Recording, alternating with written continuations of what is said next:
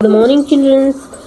तो आज हम आपका हेल्थ एंड डिसीज चैप्टर का जो शॉर्ट आंसर है वर्कबुक सॉल्यूशन का हम लेके आए हैं, एकदम सरल और शॉर्ट। लेकिन इससे ज़रूरी चीज़ ये है कि आप इस वीडियो को लास्ट तक एक बार ज़रूर देख लेना, क्योंकि हम इसको हिंदी में समझाने की आपको कोशिश कर रहे हैं ताकि आपको हमेशा के लिए दिमाग में बैठ जाए, क्योंकि अगर इंग्लिश टू इंग्लिश आप पढ़ेंगे तो भूल जाएंगे। चलिए हम वीडियो को स्टार्ट करते हैं देर ना करते हुए। तो आप पहले वर्कबुक को भरेंगे, उसके बाद इसको ध्यान से पढ़ेंगे, वीडियो को सुनेंगे, ठीक है। इसके बाद मैं आप कहेंगे तो मैं अच्छे से और एक्सप्लेन करके इसके हिंदी में वीडियो बनाऊंगी, ठीक है। तो चलिए स्टार्ट करते हैं। तो नमस्ते बच्चों, आज हम एक ज़रूरी ही टॉपिक पढ़ने वाले हैं। अब ये ज़रूरी है, आपको पता ही होगा हेल्थ एंड डिसीज कितना ज़रूरी है, यानी स्वास्थ्य और रोग। तो चलिए अब शुरू करते हैं। तो स्वास्थ्य का मतलब सिर्फ बीमार होना नहीं है, ठीक है। हेल्थ का मतलब केवल बीमार होना नहीं है। हेल्थ का मतलब होता है बॉडी, माइंड और सोशल की अच्छी स्थिति, ठीक है। यानी इंसान तभी हेल्दी कहलाता है जब उसका शरीर, दिमाग और समाज में रहने का तरीका सब कुछ ठीक हो। सेकेंड नंबर हम डिसीज की बात करेंगे। तो आप कहते हैं रोग की, अब आप बात करते हैं हम रोग की, ठीक है।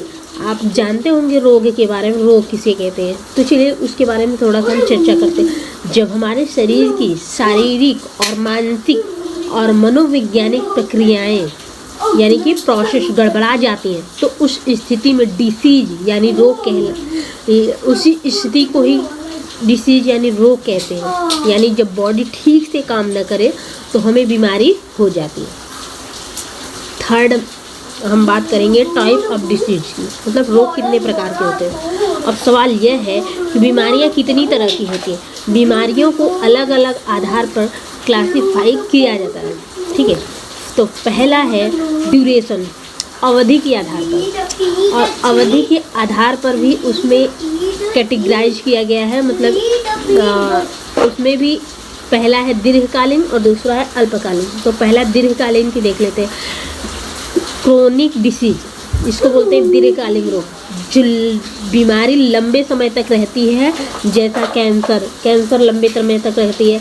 आर्थराइटिस, उसको भी लंबे समय तक वो भी बीमारी रहती है। दूसरा है एक्यूट डिसीज, ये अल्पकालीन रोग होती है, ठीक है। जो बीमारी अचानक आती है और जल्दी ठीक हो जाती है, जैसे कोल्ड फीवर, इसको कहते हैं एक्यूट डिसीज, ठीक है। अब कॉजेस के बारे में पढ़ेंगे, मतलब बीमारियों के कारण के अनुसार जो बीमारी होती है, ठीक है, कारण के अनुसार जो बीमारी होती है। तो पहला है हेरिडेटरी डिसीज, जो वंशानुगत रोग कहलाती है, जो हमारे जीन से आती है, जैसे डाउन सिंड्रोम, ठीक है। डाउन सिंड्रोम, होमोफिलिया हो गया। तो ये दोनों हमारे वंशानुगत रोग हैं, हेरिडिटरी डिसीज हैं। सेकंड नंबर पे आता है एक्वायर्ड डिसीज, जिसको बोलते हैं, जिसे कहा जाता है, जिसका मतलब होता है अर्जित रोग, जो हमें बाहर से हो जाती है, ठीक है, जो हमें बाहर से होती है। जैसे कोल्ड है, सर्दी खांसी जुकाम में बाहर से हो जाती है। डेंगू है, बाहर से हो जाती है, ठीक है। थर्ड है communicable and non communicable disease.